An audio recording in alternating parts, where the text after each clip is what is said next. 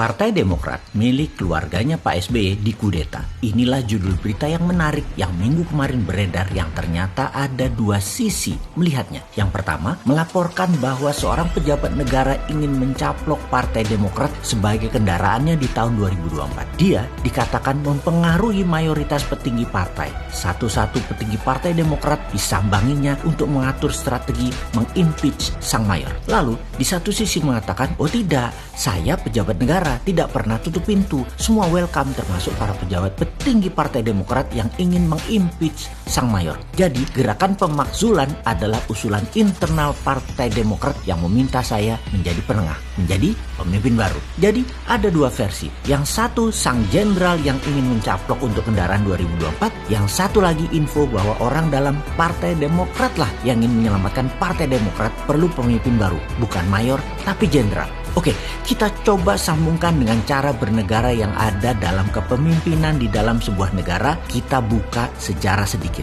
Kita mengawalinya dengan sejarah. Kita menengok sejarah ketika krisis keuangan di tahun 1929 di Amerika yang membuat the Panic of 1930. Money supply dan aktivitas ekonomi turun drastis. Endingnya resesi dunia, the Great Depression. Di saat itu, Indonesia pejabatnya adalah Gubernur Jenderal H.J. de Graaf yang demi mengendalikan stabilitas ekonomi di wilayah Indonesia, negara jajahannya, mereka atau dia merilis Vergader Verbod, agen rahasia dengan misi rahasia, yaitu mengamankan situasi ekonomi dan mengamankan situasi negara. Agen rahasia dikerahkan untuk menjaga stabilitas, untuk menggebuk organisasi radikal non-kooperatif. Sekarang di tahun 2021, krisis pandemi COVID-19 semakin gawat dan akan semakin tidak terkendali kalau banyak organisasi nakal yang tidak sejalan dengan arahan pemerintah. Banyak yang menduga aktivitas ekonomi global akan runtuh, akan mengancam Indonesia. Virus mengakibatkan krisis multidimensi. Negara liberal demokrasi akan remuk, korban semakin banyak.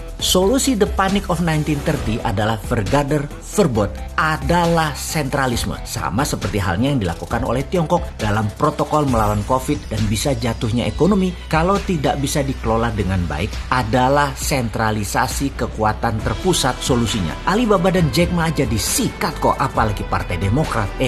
Beda negara. Pemerintah Indonesia agaknya mengadopsi metode sentralisasi ini. Omnibus Law dan Pilkada 2024 bisa dikatakan solusi tepat adalah solusi sentralisasi. Dan hal ini bisa difahami, sangat bisa dimengerti. Tahun 2022 ini tahun momentum yang penting. Bangkit dan hancurnya pemerintah ditentukan di situ. Tidak diadakan pilkada dan semua wilayah yang hampir 250 kabupaten kota hingga tahun 2023 akan menggunakan PLT, kepala daerahnya.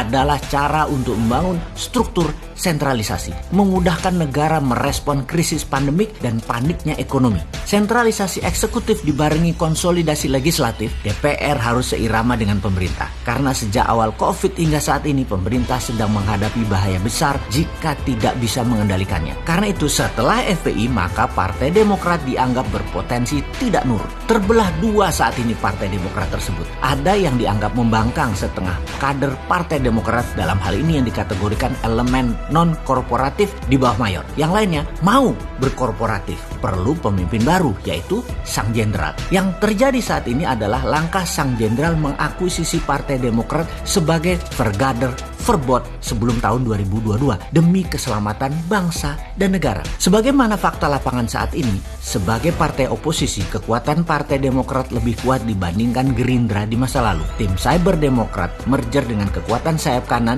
dan PKS memiliki potensi bikin gaduh di media sosial yang bisa mempengaruhi rencana sentralisasi, kendali ekonomi, dan kendali COVID menjadi tidak sesuai rencana besar pemerintah. Itu analisanya. Kekuatan partai yang tidak korporatif ini berbahaya tidak sebanding dengan state capacity. Itu analisa berikutnya. Saat krisis, banyak penguasa negara akan menggunakan hard power, darurat sipil, main gebuk untuk menghadapi gangguan keamanan dan krisis. Sesungguhnya percuma melawan pemerintah yang legitimate. Itu analisa berikutnya oleh pemerintah saat ini. Merapat ke pemerintah dan mengalihkan leadership dari Mayor Agus kepada Jenderal Muldoko adalah sikap yang cerdas. Itu pun adalah pendapat strategi bernegara sentralisasi. Kaum Sontoloyo bagaimana posisinya? Dalam strategi bernegara, Bosman selalu menyikapi dengan penuh pelajaran seperti informasi kali ini. Karena semuanya niatnya baik, mungkin caranya yang kurang berkenan dari satu sisi. Dan apapun itu sebagai pemerhati cara bernegara, tugas kita sederhana, yaitu memintarkan rakyat agar paham bernegara untuk dapat mengambil sikap yang terbaik. Salam NKRI garis lurus.